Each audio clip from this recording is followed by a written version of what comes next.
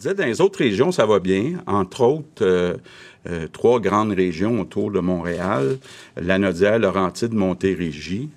On sent que ça s'en vient, la zone orange et les restaurants. Donc... L'annonce récente du premier ministre du Québec, François Legault, dépendra de 2 principaux facteurs, selon le directeur de santé publique des Laurentides. Toujours notre situation épidémiologique, tant en termes de nouveaux cas, mais aussi notre capacité hospitalière, puis nos cas en hospitalisation, etc. Donc vraiment, la situation épidémiologique, si elle peut rester stable, on se croise les doigts. Et l'autre variable qui va devenir drôlement importante, c'est l'augmentation de nos couvertures vaccinales. Donc, pour y arriver, là, c'est demander un petit effort aux gens d'encore maintenir le respect des mesures sanitaires et les inviter à se faire vacciner. Donc, c'est les 2 principaux facteurs là, qui sont regardés tant au niveau régional qu'au niveau national pour justement voir un peu un plan de déconfinement puis l'allègement des mesures. Difficile de savoir si le couvre-feu sera levé avec le plan de déconfinement prévu. Je pense que quand le premier ministre parle d'un plan de déconfinement où le couvre-feu va sûrement en faire partie comme mesure éventuellement qui serait assouplie. Mais là, vous dire la date, malheureusement, je ne suis pas capable de vous dire cette date-là, mais le plan de déconfinement parle, dans le fond, de tous ces volets-là, que ce soit le couvre-feu, que ce soit les terrasses, les restaurants, que ce soit éventuellement, je vous dirais, l'augmentation de capacité pour les lieux de culte et éventuellement aussi la possibilité de pouvoir que 2 familles puissent se visiter ou que les gens puissent se réunir dans leur cours extérieur. Donc, c'est ça qu'on attend un peu comme précision dans le plan de déconfinement. Et le couvre-feu fait partie des réflexions. Puis à partir de quand on pense que la situation épidémiologique et la couverture vaccinale fait en sorte que cette mesure-là peut être relâchée. Donc, ça va être à suivre. Là, on parlait possiblement des annonces la semaine prochaine. Donc, on va surveiller ça, mais comme je vous dis, c'est en travail actuellement, puis il y a beaucoup d'échanges entre, oui, le régional et le national, mais aussi entre la santé publique nationale et le gouvernement. La vaccination progresse bien dans les Laurentides, comme l'explique la directrice responsable du dossier de la vaccination contre la COVID-19 dans la région. En date du 13 000, on avait 263 500 vaccins administrés. Alors, c'est un petit peu plus là, de 1/3 de la population des Laurentides qui est vaccinée. Au niveau de la couverture vaccinale chez les 18 ans et plus dans notre région, elle est à 53,2 %. Alors, comme disait le Dr Goyer, là, la vaccination là, va bon train dans notre région. Au niveau de la ligne du temps, où est-ce qu'on en est au niveau de la vaccination?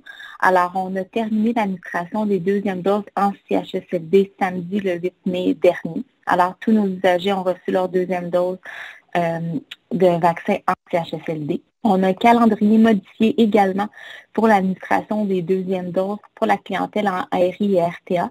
Alors, le calendrier de vaccination pour les 2e doses vont être devancés et la vaccination aura lieu là, du 17 au 31 mai partout au Québec. On a également un calendrier modifié aussi pour les personnes qui sont gravement immunosupprimées ou en dialyse. La 2e dose sera faite à 28 jours pour cette clientèle.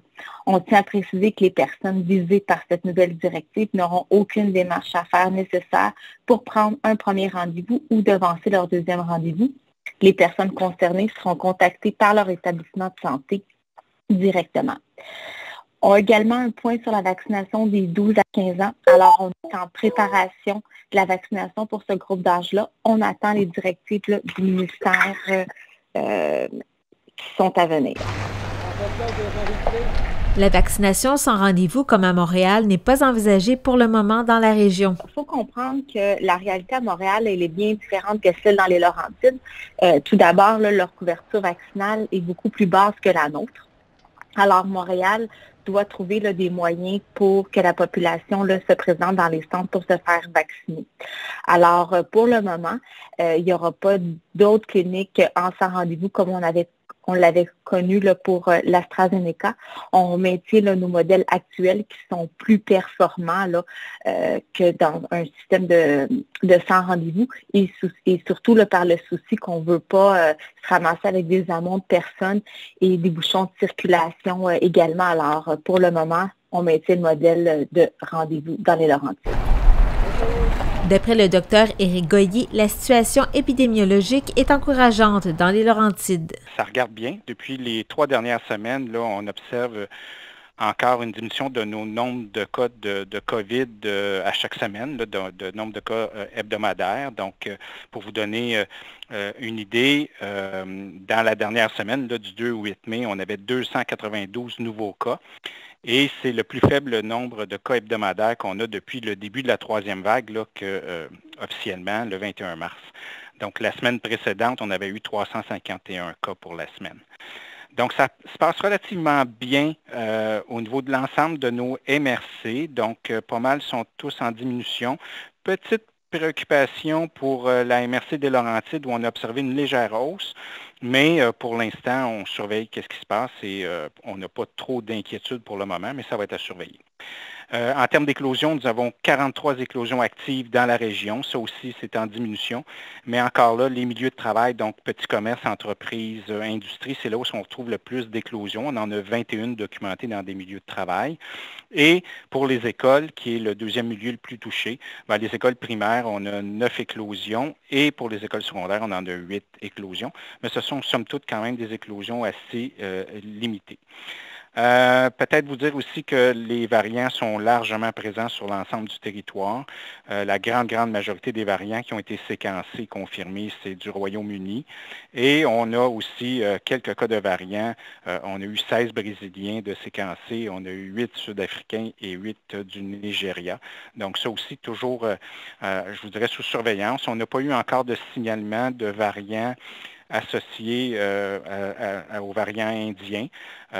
Donc, on sait qu'il y en a eu dans quelques autres régions. Donc, ça aussi, on surveille la situation de près. Puis peut-être vous dire que dans les cas actifs qu'on a actuellement, la majorité ont contracté la maladie là, suite à des contacts de proches, là, donc famille, amis.